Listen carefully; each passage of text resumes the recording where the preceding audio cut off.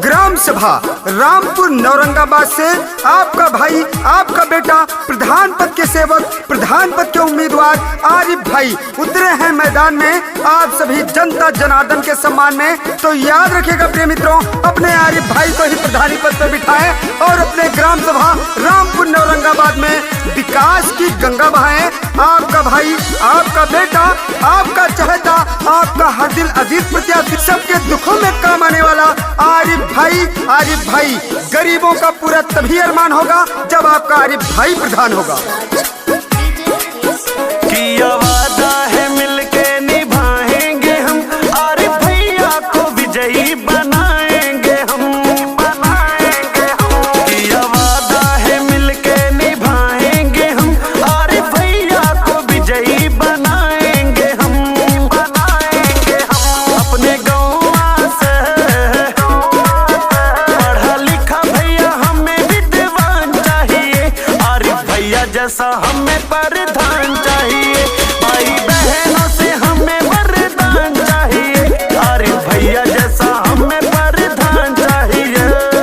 दिन हो या रात रहते सभी के साथ, अमीर हो या गरीब करते सभी से मुलाकात हमारे आरिफ भैया। और हमारे आरिफ भैया का कहना है कि जब मैं प्रधान बनूंगा तो मैं ही नहीं बल्कि आपके रामपुर औरंगाबाद की जनता प्रधान होगी, बच्चा बच्चा प्रधान होगा, सबकी सुनवाई होगी, सबका काम होगा।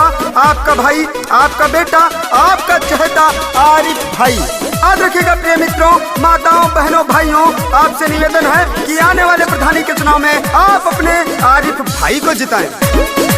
अब न किसी के बहकावे में आना, खाओ कसम नहीं धोखा है खाना। आरिफ भाई अपने काम करेंगे, घर के बेटे हैं नाम करेंगे। पूरे गाँव से हर काम करे वही इंसान चाहिए, आरिफ भैया जैसा हमें प्रधान चाहिए। भाई बहनों से यही वरदान चाहिए, आरिफ भाई जैसा हमें प्रधान चाहिए। हमारे आरिफ भाई सभी का सम्मान करते हैं, सबको अपने दिल में बसा के रखते हैं, जाति पात का कोई भेदभाव नहीं करते, सबको अपने दिल में बसा के रखते हैं।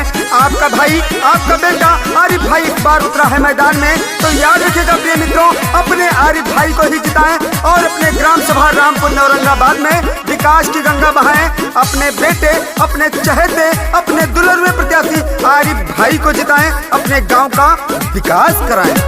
खोल के दिल सब वोट करेंगे, आरिफ भाई का सपोर्ट करेंगे। आरिफ भाई का सपोर्ट करेंगे।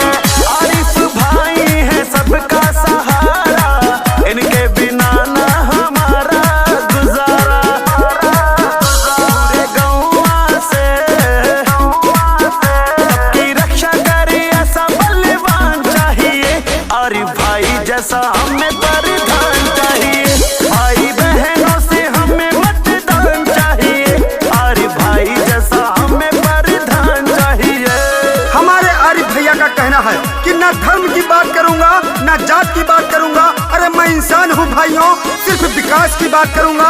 आपका भाई, आपका बेटा, आपका चहेता विकास पुत्र बनके उतरा है मैदान में। तो याद रखिएगा प्रिय मित्रों, एक चुने, नेक चुने और चुने उसी को जो आप सबकी सुने, आपके काम आए, सरकार द्वारा चलाई गई सभी योजनाओं का लाभ सीधे गरीबों तक पहुंचाए। और वो प्रत्याशी है हमारे आरिफ भाई, ग्राम सभा रामपुर औरंगाबाद।